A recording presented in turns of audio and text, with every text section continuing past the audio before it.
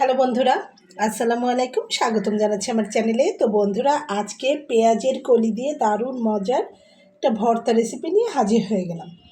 তো বাজারে এখন অ্যাভেলেবেল পাওয়া যাচ্ছে। ফুরিয়ে যাওয়ার আগে এই রেসিপিটি অবশ্যই বাসায় তৈরি করবেন। কিভাবে তৈরি করবেন সেটাই দেখাবো আজকে। খেয়ে সবাই আপনার রান্নার ফ্যান হয়ে যাবে। দারুণ মজার এই রেসিপিটি আপনারা 2-3 দিনের জন্য করে রেখে খেতে পারবেন, বাইরেই ফ্রিজে রাখার কোনো প্রয়োজন হবে না। সেই পদ্ধতিটাই আজকে দেখিয়ে দেব।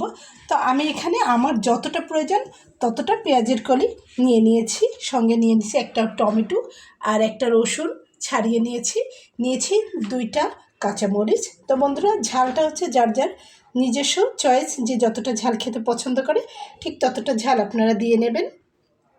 এছাড়াও পেঁয়াজ কলিটা যেহেতু একটু মিষ্টি মিষ্টি লাগে, সেজন্য ঝালটা একটু কম দিলেই খেতে ভালো লাগবে। টক মিষ্টি ঝাল এরকম স্বাদের হবে। তো চলুন কিভাবে করব দেখে নেওয়া যাক। তো প্রথমেই আমি এখানে পেঁয়াজ কলিগুলোকে কেটে ধুয়ে পরিষ্কার করে নেব, আর টমেটোটাকে একটু ফালি ফালি করে কেটে নেব। বন্ধুরা চলুন দেখিয়ে দিচ্ছি।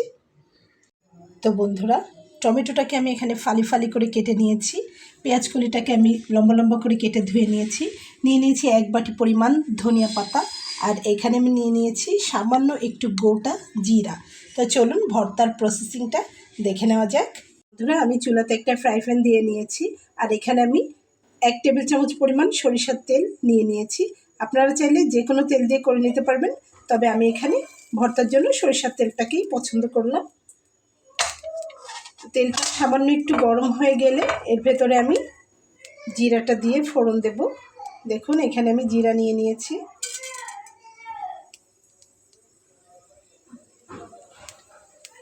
জিরাটা একটু ফুলে ফুলে উঠবে। জিরাটা কিন্তু হালকা কালার চলে এসছে, আর যেহেতু তেল কম এটা বোঝা যাবে না। তো তারপরে আমি এর ভেতরে দিয়ে নেব গোটা রসুন কোয়া করে নেওয়া, দিয়ে একটু নেড়ে চেড়ে দেবো।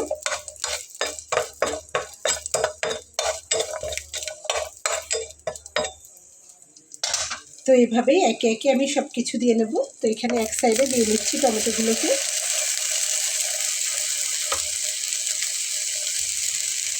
তো তারপরে আমি এখানে দিয়ে নিচ্ছি 2টা কাঁচামরিচ এবং দিয়ে নিচ্ছি পেঁয়াজের কলি।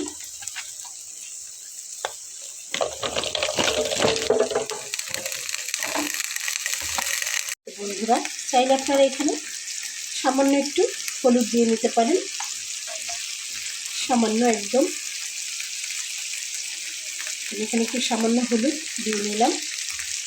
তারপরে আমি এখানে দিয়ে নেব স্বাদ অনুযায়ী লবণ। লবণটা প্রথম পর্যায়ে একটু কম দেবেন। তারপরে সবগুলো আমি একসঙ্গে খুব ভালো করে নেড়ে করে নেব।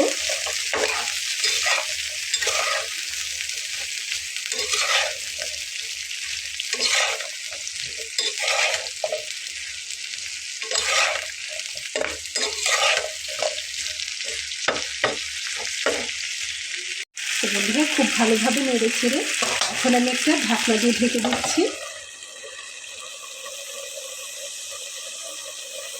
তো এটা 10 মিনিটের ভেতরে খুব ভালোভাবে একদম নরম হয়ে আসবে।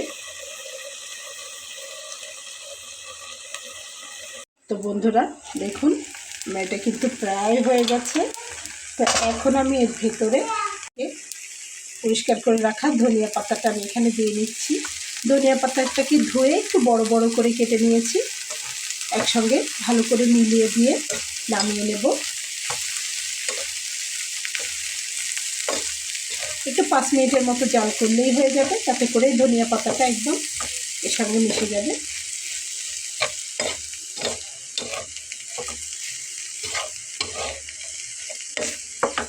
টমেটোটা একদম গলে গেছে, আর এটাও একদম সিদ্ধ হয়ে গেছে।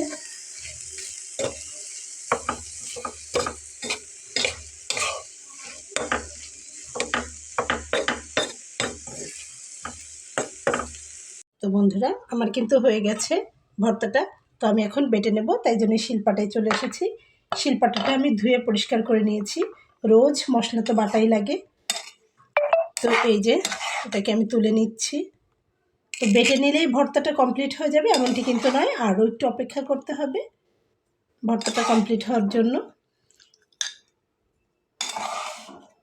সবটুকু আমি তুলে নিচ্ছি, নিয়ে সুন্দর করে একদম মিহি করে বেটে নেব।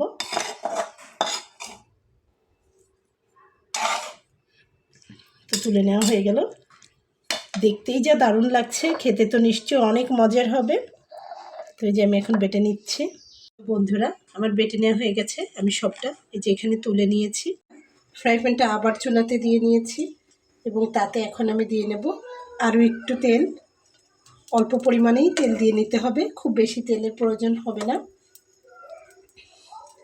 তো তার ভিতরে আমি এখানে দিয়ে নেব সামান্য কালো সরিষা। সরিষাটা কালো দিতে হবে এরকম কোনো কথা নেই, সাদা সরিষা দিলেও হবে। খুব ভালোভাবে ফাটা শুরু হয়ে গেছে। তো এখন আমি দিয়ে নেব ভর্তাটা ফোড়ন।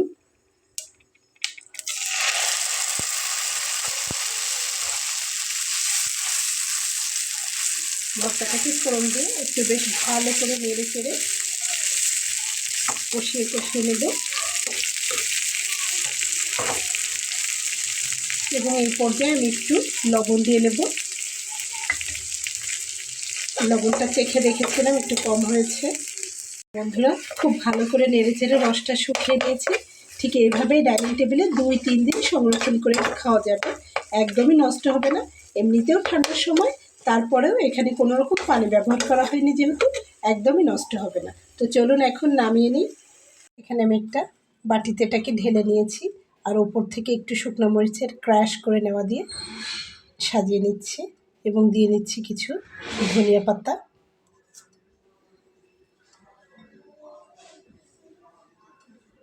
তো হয়ে গেল। তো বন্ধুরা, আশা করছি রেসিপিটা আপনাদের ভালো লেগেছে। রেসিপিটা যদি ভালো লেগে থাকে তাহলে আমার এই ছোট্ট চ্যানেলটিকে সাবস্ক্রাইব করে সঙ্গে থেকে যাবেন এবং অবশ্যই কমেন্ট সেকশানে এসে জানাতে ভুলবেন না যে কেমন লাগলো আজকের পেঁয়াজ কলি ভর্তার রেসিপিটি। তো বিদায় নিয়ে চলে যাচ্ছি। আল্লাহ হাফেজ।